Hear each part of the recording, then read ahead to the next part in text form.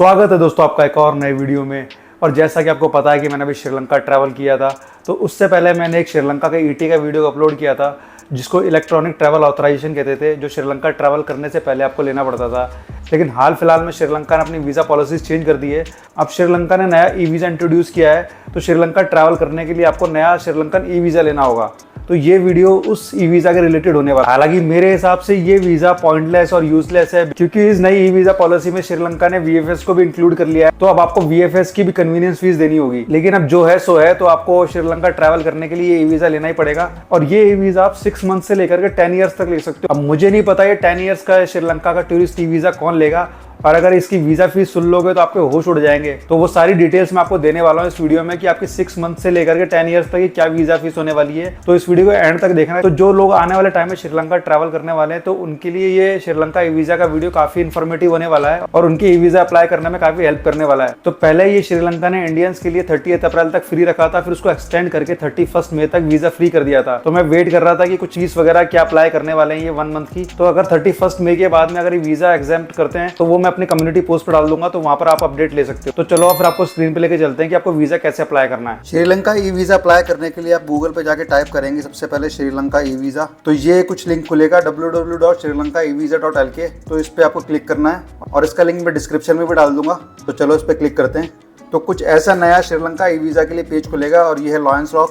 तो इसका वीडियो भी मैंने बनाया अपनी श्रीलंका ब्लॉग्स में, तो इसका मैं आई बटन में डाल दूंगा, कहीं पे आ रहा होगा, तो आप जा करके इस वीडियो को भी देख सकते हैं। और एक सबसे ज़रूरी बात, श्रीलंका ई वीज़ा अप्लाई करने के लिए आपको यहाँ पर रजिस्टर करना होगा इसकी वेबसाइट पे। इसके लिए आपको ज़्यादा कुछ नहीं, छोटी मोटी डिटेल डालनी है, जैसे अपनी ईमेल आईडी, मोबाइल नंबर, अपनी नेशनैलिटी जो कि इंडिया होगी, और इसके बाद आपके पास ओटीपी आएगा। तो ओटीपी डाल करके आपको यहाँ पर साइन अप पे क्लिक कर देना। तो आपका अकाउंट श्रीलंका ई वीज़ा की वेबसाइट पर रजिस्टर हो जाएगा। लेकिन मेरा अकाउंट बना हुआ है तो मैं सीधे लॉगिन पे जाता हूँ। और जितनी बार भी इस वेबसाइट पर विजिट करेंगे तो आपको हर बार इसमें लॉगिन करना होगा। लॉगिन करने के लिए अपनी ईमेल आईडी डालेंगे और ओटीपी आपकी मेल पे आएगा। तुम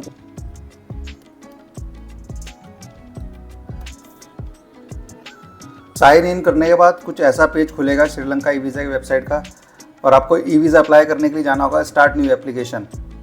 अब जो श्रीलंका ई वीज़ा, उस 6 स्टेप्स में आपको फॉर्म फिल करना होगा। सबसे पहले एलिजिबिलिटी क्राइटेरिया, फिर डॉक्यूमेंट डिटेल, फिर passport details, contact details, additional details and review and payments. तो सबसे पहले अपन इस एलिजिबिलिटी क्राइटेरिया के पेज को फिलअप करते हैं। Please select your nationality. तो इसमें अपन डालेंगे इंडिया। कंट्री ऑफ रेजिडेंस, फिर उसमें भी इंडिया आएगा। देन ये डिफॉल्ट नॉन रेजिडेंट वीज़ा के लिए है। फिर वीज़ा कैटेगरी सेलेक्ट करेंगे अपन टूरिस्ट, क्योंकि मैं टूरिस्ट वीज़ा के बारे में ही डिटेल दे रहा हूँ। फिर पर्पस ऑफ विजिट के लिए अपन डालेंगे इसमें साइट सीइंग एंड हॉलीडेइंग।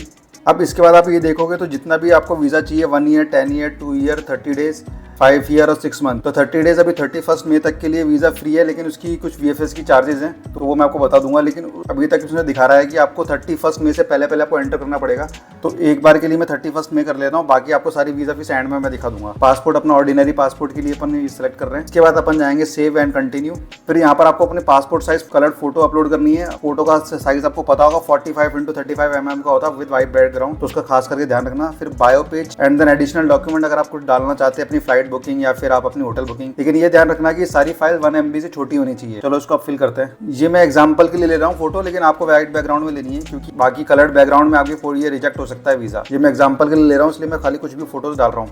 ये पासपोर्ट की फोटो डालनी है आपको। और एक बात का ध्यान रखना, जहाँ पर ये स्टार्स होते हैं ना, तो वही मैंडेटरी होता है। तो उसको अगर मैं छोड़ भी दूंगा तो कोई दिक्कत नहीं है। फिर सेव एंड कंटिन्यू पे मैं आगे जाऊँगा। थर्ड स्टेप, पासपोर्ट डिटेल्स में कुछ ऐसा पेज खुलेगा जहाँ पर आपका पासपोर्ट का बायो पेज का फोटो आ जाएगा। मैं फिर दोबारा बता रहा हूँ, ये सिर्फ एग्जांपल के लिए है। आपको क्लियर पिक्चर यहाँ पर डालनी है। फिर उसके बाद आपको यहाँ पर अपने पासपोर्ट की डिटेल डालनी है। और मैं हाईली रिकमेंड करूंगा कि आप ओके करने से पहले पासपोर्ट डिटेल को 3 बार रीचेक करना है, क्योंकि आपकी एंट्री अगर गलत होगी तो इमिग्रेशन आपकी एंट्री डिनाई कर देगा। चलो अभी डिटेल्स को डालते हैं फटाफट। मैं सारी रैंडम डिटेल्स डाल रहा हूँ ये।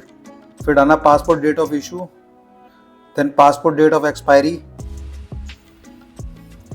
फिर उसके बाद में आपको डालना अपना टाइटल, मिस्टर जो भी आपका है।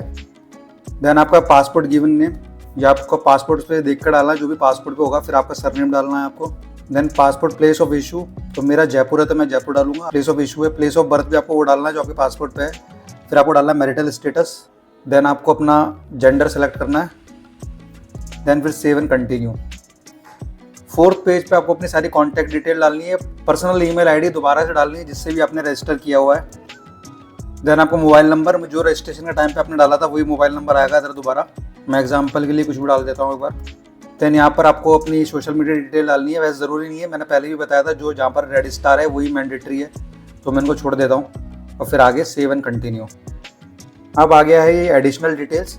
यहाँ पर आपको अपने सारी श्रीलंका से रिलेटेड डिटेल डालनी है। तो जैसे मैंने आपको बताया था कि 31 तक अभी एंट्री फ्री है, तो 31 तक ही मैं एंट्री कर सकता हूँ, उसके आगे मैं सेलेक्ट नहीं कर सकता। तो मैं भी ये सपोज के लिए 29 में डाल देता हूँ। Then port of entry Bandaranaike Colombo international airport होगा। Then during your stay in Sri Lanka your place of stay will be, तो होटल सेलेक्ट कर लेता हूँ मैं। Date of propose departure from Sri Lanka, तो अब श्रीलंका से कब एग्जिट करेंगे, तो उसका कभी कुछ भी मैं अभी रैंडम डाल देता हूँ। देन एड्रेस लाइन 1 इन श्रीलंका, तो अभी के लिए मैं कोलंबो डाल देता हूँ। बाकी आप कहीं भी booking.com या गोआईबीबो कहीं से भी आप होटल एड्रेस लेकर के यहाँ डाल सकते हैं, ऐसी कोई मैंडेटरी नहीं है।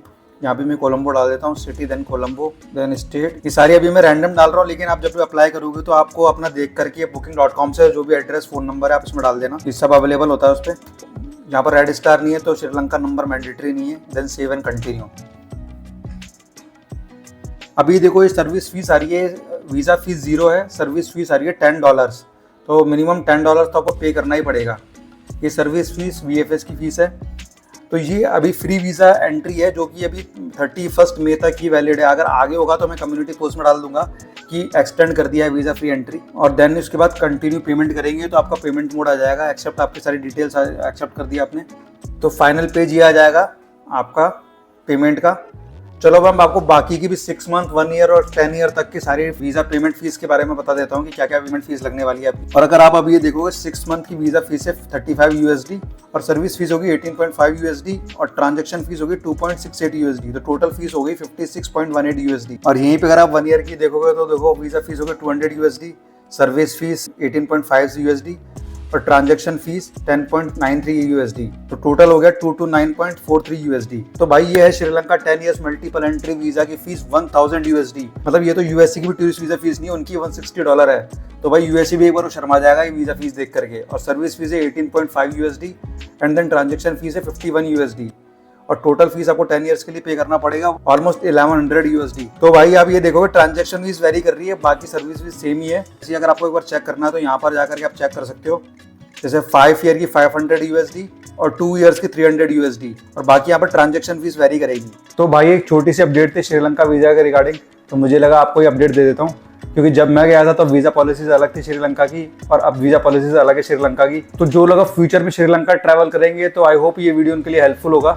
और ऐसी वीज़ा अपडेट की वीडियोस मैं चैनल पे लाता रहूँगा, तो अपडेटेड रहने के लिए आप चैनल को सब्सक्राइब कर सकते हैं और आप वीडियो को भी लाइक कर सकते हैं। और बाकी श्रीलंका से भी सारी वीडियोज इस चैनल पर आ चुकी है, तो आप जा करके उसको भी चेकआउट कर सकते हैं। तो चलिए दोस्तों, इस वीडियो को रखते हैं यहीं तक, फिर मिलेंगे आपको नेक्स्ट वीडियो में। तब तक के लिए गुड नाइट, शुभ रात्रि, शब्बा खैर।